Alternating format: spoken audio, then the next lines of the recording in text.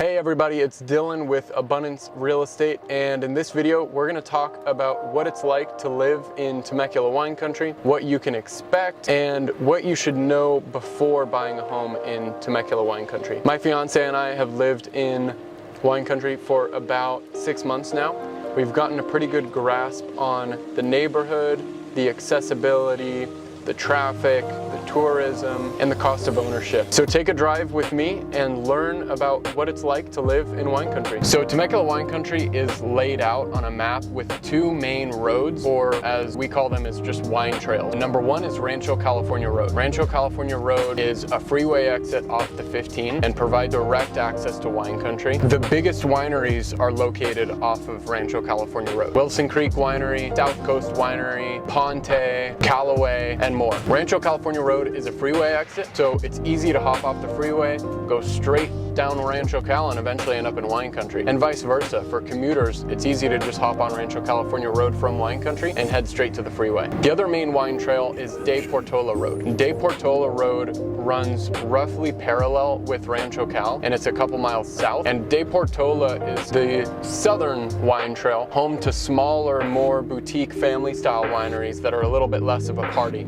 Some of these wineries include Somerset, Cougar, Frangipani, and other small wineries. Now, between De Portola and Rancho Cal, there are custom and semi-custom homes. Now, on the south side of De Portola and the north side of Rancho Cal, beyond the wine trail, there are more homes and residences. On average, the lot sizes in wine country are between 3 and 5.5 acres. Once in a while, we see a 10-acre parcel, but oftentimes those 10-acre parcels are more rural and further removed from the two wine trails. So there's going to be a bigger commute to get back into town. Speaking on getting back into town, we'll talk a little bit about the location and the accessibility of wine country. So wine country does not have any grocery stores. It does not have any gas stations. Wine country doesn't have any schools, and it doesn't really have any commercial facilities other than the wineries. So when you need anything other than wine, you need to go into town. And depending on where you are in wine country, it can take anywhere from 5 minutes to get into town to the nearest gas station, restaurant, CVS, grocery store, or it could take up to 30 minutes. Now, it rarely takes 30 minutes, but I'd say a rough average on what to expect is about 10 to 15 minutes to get to your nearest grocery stores,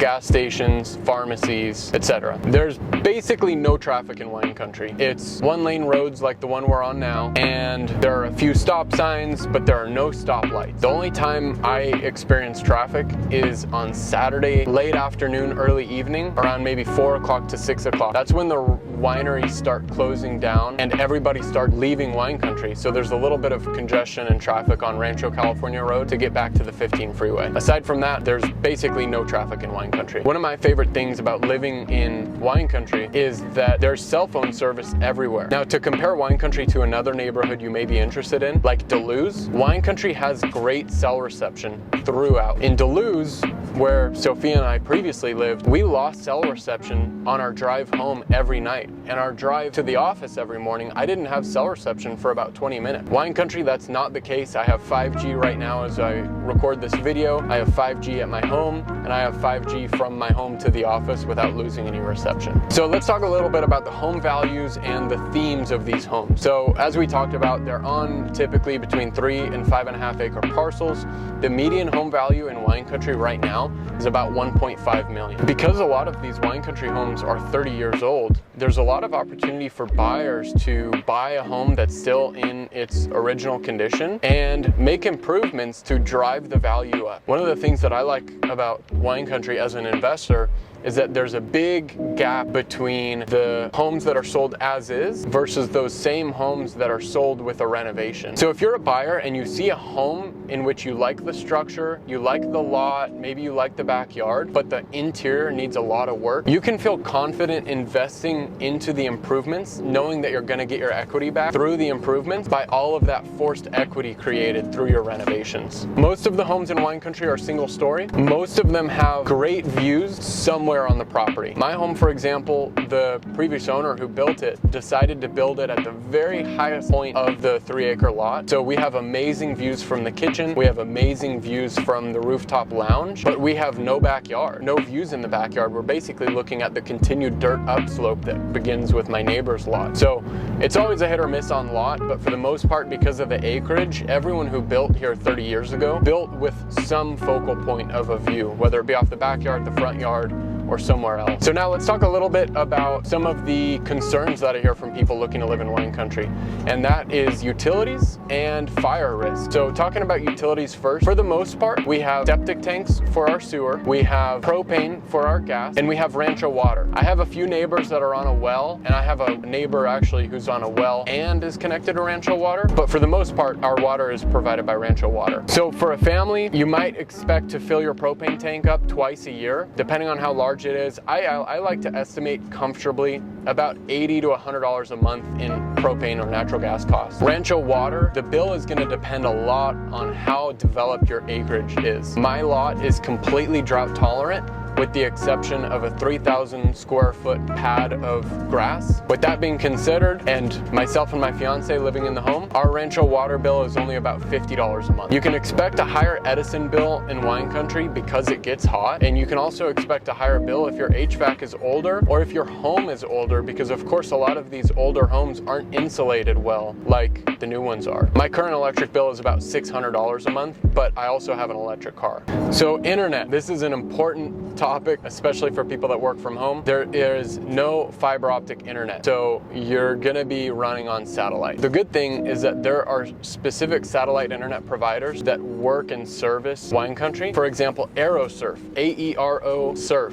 AeroSurf.net is the provider that I use. I'm on the middle plan, which is $99 a month, and my speed is good enough for me to work from home. The speed for my plan is about 40 megabits up and down. They have a higher tier plan, which is $250 a month, and I believe they claim speeds of up to 100 megabits up and down. Now, obviously Temecula wine country is a huge destination for people to get married, and lately there have been a lot of homes converted to full-time short-term rentals on Airbnb and VRBO. So if you are going to be looking at wine country and you want absolute peace, it's probably not the best neighborhood for you compared to the others. Now, granted, wine country is very quiet and very peaceful, but depending on where you are in wine country, you're gonna hear weekend music from the nearby wineries. I think it's a really cool thing. I love hearing the music from events on the weekends, but if you're looking for privacy and true serenity, a neighborhood like Dillon might be better, where there's not influx of people every single weekend. The last thing we're going to be talking about in this video is fire and fire insurance. So what you pay for fire insurance is very granular based on where your home is located. I've seen situations where a certain home will not be in a fire zone and pay nothing in additional fire insurance, but a home just a few hundred feet away will be in a high fire zone and need to pay thousands of dollars a year. So the good news is that there are fire hydrants throughout wine country. So the cost of fire insurance is much lower than neighborhoods like Dillon and La Cresta, and that's if you pay any fire insurance at all. I am fortunate that my home is about a third of a mile from the Glen Oaks fire station, so I'm only paying about $1,100 a year in homeowners insurance, and none of that is going towards the high-risk fire insurance plan. There's a good chance you can get lucky like that in wine country as well. But because there are so many fire hydrants in wine country, there's a good chance you don't pay any fire insurance premiums at all. These are some of the things you should consider if you're looking to live in wine country. If you have specific questions or want to talk about your real estate goals in wine country or anywhere else in the Temecula Valley, I would love to help you. Just reach out by call, text, or email.